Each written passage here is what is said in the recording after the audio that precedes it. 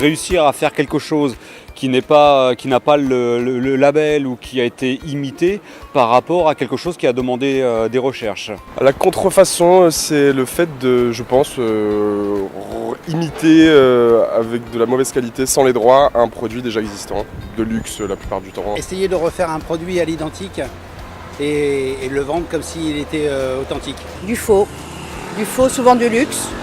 Maintenant, de plus en plus d'électronique. La contrefaçon, pour moi, ce sont des copies non autorisées par le producteur normal de n'importe quel produit.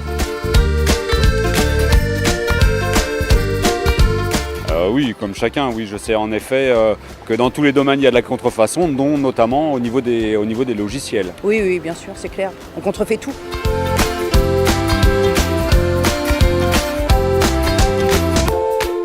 Surtout que le logiciel soit pourri, quoi. Enfin, c'est-à-dire que le logiciel ne marche pas et qu'on fasse un mauvais travail finalement. Déjà de ne pas avoir de support, de ne pas avoir de suivi, de ne pas avoir de maintenance, peut-être des contrefaçons qui pourraient embarquer des virus ou quelque chose d'absolument négatif pour l'entreprise. Déjà prendre des risques de dysfonctionnement tout simplement. Peut-être d'être infecté par des virus qui sont justement introduits dans ces produits contrefaits.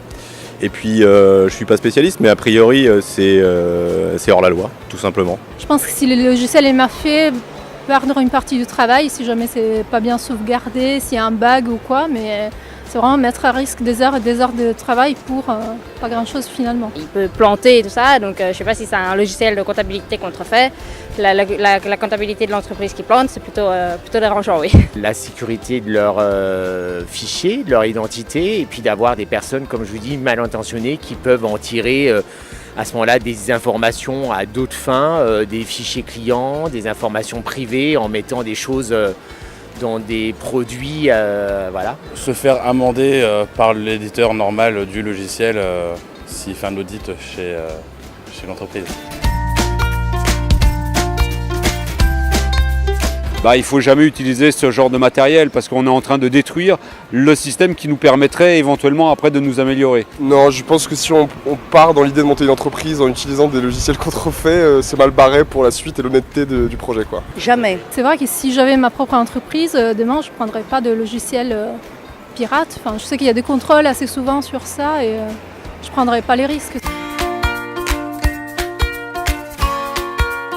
Non, j'utilise jamais ce type de logiciel, monsieur. Je n'ai jamais utilisé de logiciel contrefait, mais peut-être que je le sais pas, donc peut-être que j'ai des logiciels contrefaits très très bons chez moi. À ma connaissance, non, mais peut-être en ai-je utilisé.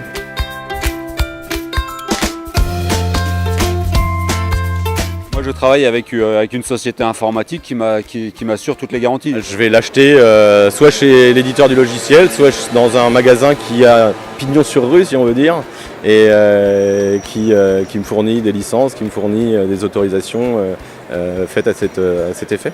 J'essaie de ne pas aller n'importe où pour acheter un logiciel, que ce soit physiquement ou sur internet.